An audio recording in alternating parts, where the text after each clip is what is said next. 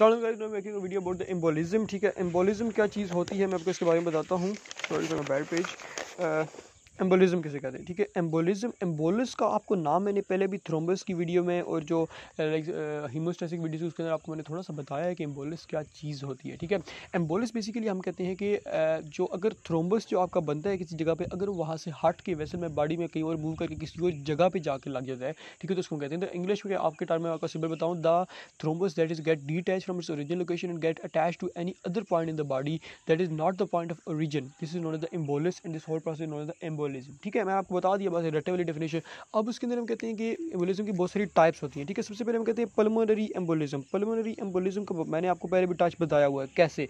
मैंने आपको बताया था कि जो हमारे वीनस एम्बोलिज्म होते हैं वो बेसिकली वीनस एम्बोलिज्म ज़्यादातर दो तरीके से बन सकते हैं। ठीक है, मैं आपको मतलब यहाँ पे पल्मोनरी का टच नहीं है, मैं थ्रोम्बस की भी आपको बता सकता हूँ कि वीनस दो तरह से होते हैं थ्रोम्बस। ठीक है, एक वीनस थ्रोम्बस होते हैं जो कि सरफेस के ऊपर बनते हैं और सरफेस वेन्स के अंदर, और एक होते हैं जो कि डीप वेन्स के अंदर बनते हैं। ठीक है, जो सरफेस के अंदर बनते हैं वो बेसिकली वेरिसोस्टिस का प्रॉब्लम कराते हैं, जो कि वेरिसोस्टिस का आपने टर्म अक्सर सुना होगा कि ये फीमेल के अंदर ज़्यादा कॉमन है, फीमेल मतलब लेग्स के अंदर होती है इस तरह। ठीक है, उसके अलावा डीप वेन थ्रोम्बोसिस जो है वो हमारे क्या होती है कि डीप वेन थ्रोम्बोसिस के बारे में अगर आपको बताऊं तो ये बहुत ही इंपॉर्टेंट काज है पल्मोनरी एम्बोलिज्म का। ठीक है, सिंपल क्या होता है कि डीप वेन थ्रोम्बस बनता है, वहाँ से मूव करते हैं राइट हार्ट में मतलब आता है, और राइट हार्ट से जो है वो किसके अंदर चले जाते हैं, क्या कहते हैं कि सॉरी जो लेवर सर्कुलेशन पल्मोनरी सर्कुलेशन उसके अंदर आ जाता है। ठीक है, तो वहाँ पे जाके डीवीटी के नाम से कहते हैं, डीप वेनस थ्रोम्बोसिस। डीवीटी का टर्म बहुत इंपॉर्टेंट है, वो आके पल्मोनरी एम्बोलिज्म कराते हैं। अभी होगा क्या, वो जो भी आपने देखो मैं बताता हूँ, ये आपकी लेग थी, ठीक है, यहाँ पे आपका क्लॉट बना, यहाँ से क्लॉट ने मूव किया to the right of the heart. ठीक है, ये हार्ट है, मैं फॉर एग्जाम्पल ये हार्ट है। ठीक है, तो यहाँ से क्या हुआ कि यहाँ पे क्लॉट ने आपको राइट हार्ट दिया, राइट हार्ट से मूव करके किस में जाएगा, लंग्स के अंदर। ठीक है,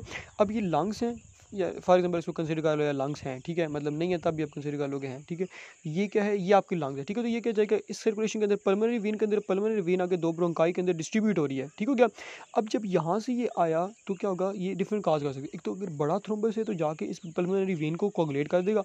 अगर पल्मोनरी वेन को उससे कोगुलेट किया तो क्या सिंपल सी बात है कि लिवर का मतलब प्रॉब्लम आ जाएगा, सीधा ही मतलब पल्मोनरी जो पल्मोनरी फेलियर हो जाएगा। ठीक है, उसके बाद दूसरी आ सकती है कि देखो ये एक सैडल शेप है, मैं आपको यहाँ पे बताता हूँ कि ठीक है ये वेसल इस तरह डिस्ट्रीब्यूट हो रही है, तो एम्बोलस आकर यहाँ पे सैडल शेप में कन्वर्ट हो जाएगा। ठीक है, यानी कि इस तरह उसके ऊपर पड़ा रह जाएगा। ठीक है, ये इस तरह के ऊपर इसके यहाँ पे इस तरह के यहाँ पे बन जाएगा। ठीक है, और यहाँ से दोनों को ब्लॉक कर देगा, ये भी हो सकता है। या फिर अंदर ऐसे भी हो सकता है कि यहाँ से दोनों जगह से चला जाए, यहाँ पे इस जगह पे मैं नीचे ये बताता हूँ कि बहुत सारी कैपिलरीज होंगी तो उन कैपिलरीज को जाकर ब्लॉक कर दे। ठीक है, तो तीन लोकेशन पे वो रोक सकता है ये आ जाए। लेकिन कभी ऐसे भी होता है कि वो छोटा होता है और वो मूव करके यहाँ से लंग से दोबारा चला जाता है। जब यहाँ से लंग से सर्कुलेशन जाती है ना इनटू द लेफ्ट हार्ट, तो लेफ्ट हार्ट के चला जाए और लेफ्ट हार्ट से दोबारा वो सिस्टमिक सर्कुलेशन के अंदर चला जाए। समझ रहे हो ना? ठीक है, यहाँ से लेफ्ट हार्ट से सिस्टमिक सर्कुलेशन में, तो इस तरह का जो होता है ना उसको हम कहते हैं कि पैराडॉक्सिकल एम्बोलस। ठीक है, ये स्पेसिफिक नाम याद रखना पैराडॉक्सिकल एम्बोलस का। तो अभी तक आपको मैंने बहुत सारे एम्बोलस बताए, कहाँ मतलब कहाँ का ऑब्स्ट्रक्शन हो सकती है बताए, पल्मोनरी वेन के अंदर हो सकती है, उसके बाद सैडल शेप हो सकती है, अंदर हो सकती है, और बाद में पैराडॉक्सिकल एम्बोलस की फॉर्मेशन हो सकती है। This is pulmonary embolism. ठीक है, उसमें एक और कहते हैं सिस्टमिक एम्बोलिज्म। सिस्टमिक एम्बोलिज्म का सिंपल आपने याद रखना कि कहीं पे भी हो सकती है, कोई इसकी स्पेसिफिक लोकेशन नहीं है, कोई इसकी काज नहीं है। सिंपल ये कि यार कहीं मतलब काज ऑफ कोर्स है, मेरे कहने का मकसद है क्योंकि जनरलाइज चीज़ ही आप ये कहोगे यहीं पे होगी। ठीक है, कहीं पे भी आर्टीरियल अगर आपके अंदर बॉडी के अंदर आर्टीरियल थ्रोम्बोस बनता है तो वो मेरा जो है वो सिस्टमिक एम्बोलस हो सकता है। उसके लिए जो पैराडॉक्सिकल एम्बोलस होता है then it can also be considered inside the systemic embolus. ठीक है, उसके अलावा एक और है जैसे fat embolism, that is a very important term. अगर आप जो है वो इसको सही से याद करते हो तो it may come in your exam. ठीक है, तो फैट एम्बोलिज्म क्या होता है कि अगर बॉडी में कहीं भी बोन मैरो की इंजरी होती है, ठीक है, दो चीज़ें याद रखना, एक बोन मैरो की अगर इंजरी आ जाती है, ठीक है, और अगर जो है वो सॉफ्ट टिश्यूज़ की इंजरी आ जाती है। ठीक है, अब सॉफ्ट टिश्यूज़ के अंदर भी फैट होता है, बोन मैरो के अंदर भी फैट होता है, दोनों के अंदर फैट होता है। व्हाट विल हैपन कि जो दोनों का फैट होता है it will move inside the blood के अंदर जाएगा, तो क्या करेगा, ब्लड के अंदर जाके ये प्लेटलेट के साथ मिलेगा और वहाँ पे जाके ये क्या करेगा, एक मिनट सॉरी मैं दूसरे पेन से लिखता हूँ। ठीक है, हम क्या करेगा, प्लेटलेट के अंदर साथ जाके जो है मिलेगा। ठीक है, और वहाँ पे जाके एक जो है वो थ्रोम्बस की फॉर्मेशन करा देगा। ठीक है, जब थ्रोम्बस की फॉर्मेशन कराएगा तो वो थ्रोम्बस होगा, उसको हम नाम देंगे फैट थ्रोम्बस का। अब फैट थ्रोम्बाई क्या कहते हैं कि बहुत सारी ये बेसिकली आपको वैसे बॉडी को बंदे को नॉर्मली नहीं होता, लेकिन कुछ स्पेसिफिक रेयर केसेस के अंदर अगर किसी को कोई एक्सीडेंट होता है, कुछ होता है, तो आप देखते हो कि एक्सीडेंट के 3 दिन बाद, ठीक है, तकरीबन 3 दिन बाद बंदे को कुछ सिम्टम अपीयर होते हैं। वो क्या होता है, डिस्पनिया, बंदे को सांस नहीं आ रहा होता। ठीक है, मतलब कम आ रहा होता है, एपनिया, डिस्पनिया। उसके अलावा जो है बंदे को कुछ और रेस्टलेसनेस ही होनी शुरू हो जाती है। ठीक है, उसके अलावा क्या हो जाएगा, टैकीकार्डिया। ठीक है, तो ये देखो कि अचानक से जो है ना 3 दिन के बाद इंजरी के बाद आपको सिम्टम होती है। नॉर्मल बंदे को फैट एम्बोलिज्म की प्रॉब्लम नहीं हो सकता, किसको होगा, जिसको इंजरी हुई है। ठीक है, ये आपको आगे। उसके अलावा एक और आ जाती है amniotic fluid embolism. Amniotic fluid इसी पेन से लिखता हूँ, सॉरी वो काम नहीं कर रहा, ठीक है। Amniotic fluid embolism, amniotic fluid embolism क्या होती है कि सिंपल जैसे कि नाम से एमनियोटिक फ्लूइड जो है ना वो बॉडी के अंदर मूव कर जाएगा, यानी कि प्रेगनेंसी के वक्त अगर यूट्रस जो है वो उसके कोई प्रॉब्लम आ जाता है या फिर प्लेसेंटा जो है अगर कोई प्रॉब्लम आ गया तो उसकी वजह से क्या होगा, जो आपका एमनियोटिक फ्लूइड होगा वो चला जाएगा into the blood vessel, blood vessel में गया तो मदर के सर्कुलेशन में जाएगा, तो वहाँ पे ये बहुत ही डेंजरस कंडीशन होगा। इसकी भी अब देखो सडन इसके अंदर से सडनली आपको डिस्पनिया, एपनिया, रेस्टलेसनेस, टैकीकार्डिया हो सकता है, और अगर थोड़ी देर के लिए प्रोलॉन्ग रहे और आपको इसका पता ना चले then it can also result in the coma. पता चलने का मतलब ये नहीं कि सिर्फ पता चल जाए, ऑफ कोर्स ट्रीट ना हो तो ठीक है, कोमा हो सकता है।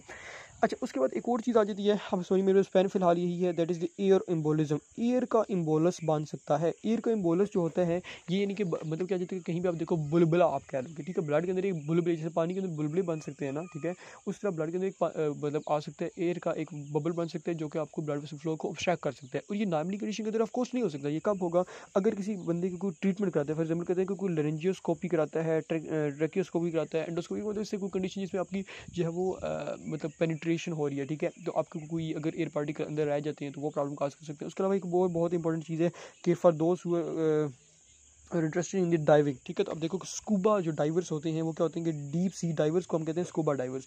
अब ये डीप सी के अंदर डाइव करने हैं, ठीक है, ये पानी है, डीप सी के अंदर उन्होंने डाइव किया तो नीचे उनका क्या होगा, वहाँ पे नीचे आपको नाइट्रोजन बहुत ज़्यादा होती है। अब जो होता है क्या है, अगर नाइट्रोजन बहुत ज़्यादा नीचे होगी तो उनके ब्लड के अंदर नाइट्रोजन चली जाएगी ऑफ कोर्स, क्योंकि प्रेशराइज माहौल होगा, नाइट्रोजन के ब्लड के अंदर जाएगी, that is not causing my problem जब तक ऑक्सीजन ले रहे हैं।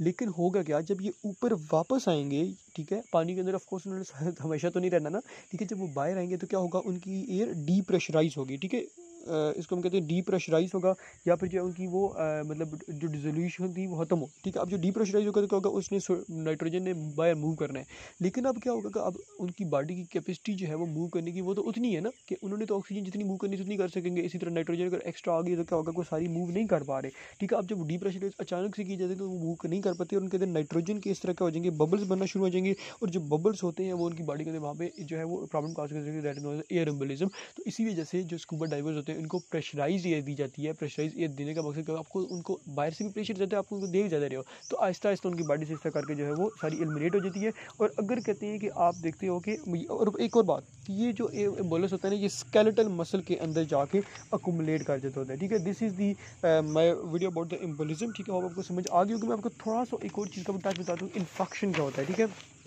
ये मैं आपको बताता हूँ कि व्हाट इज़ इन्फेक्शन, ठीक है। इन्फेक्शन क्या चीज़ होती है, इन्फेक्शन सिंपल मैं आपको इसकी डेफिनेशन ही बताऊंगा जो कि ज़्यादा इंपॉर्टेंट है एग्जाम पॉइंट ऑफ व्यू से। अगर मैं आपको बताऊँ तो इन्फेक्शन ये होता है कि अगर आपकी ये ब्लड वेसल थी और ये आगे एक टिश्यू को सप्लाई कर रही थी, अगर ये ब्लड वेसल इसको यहाँ पे इस्कीमिया हो जाता है, ischaemia, I hope you understand कि ब्लड वेसल की इंजरी हो जाती है, यहाँ से ब्लड आगे फ्लो नहीं कर पा रहा। जब ब्लड फ्लो नहीं कर पा रहा तो ये टिश्यू था, इसको नॉर्मली कुछ न्यूट्रिशन चाहिए थे, कुछ इसको ऑक्सीजन चाहिए थी, वो नहीं मिल पाएगी। जब ये न्यूट्रिशन ऑक्सीजन नहीं मिल पाती तो एज ए रिजल्ट टिश्यू की डेथ होना शुरू हो जाती है।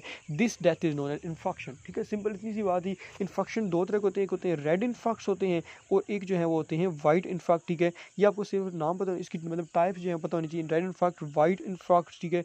उसके अलावा कहते हैं कि सेप्टिक इन्फेक्ट, ठीक है। और उसके अलावा एक और आ जाते हैं सेप्टिक ऑफ कोर्स होते हैं जिसके अंदर मतलब जो है बैक्टीरिया वगैरह इन्वॉल्व नहीं होगा, ठीक है। और उसके अलावा एक और आ जाते हैं बैक्टीरियल इन्फेक्ट या फिर जो है इन्फेक्टिव इन्फेक्ट्स भी आप उनको नाम दे सकते हो। ये आपको नाम जो है बेसिकली इनके एटलीस्ट पता होने चाहिए, ठीक है। Thank you so much for patient listening.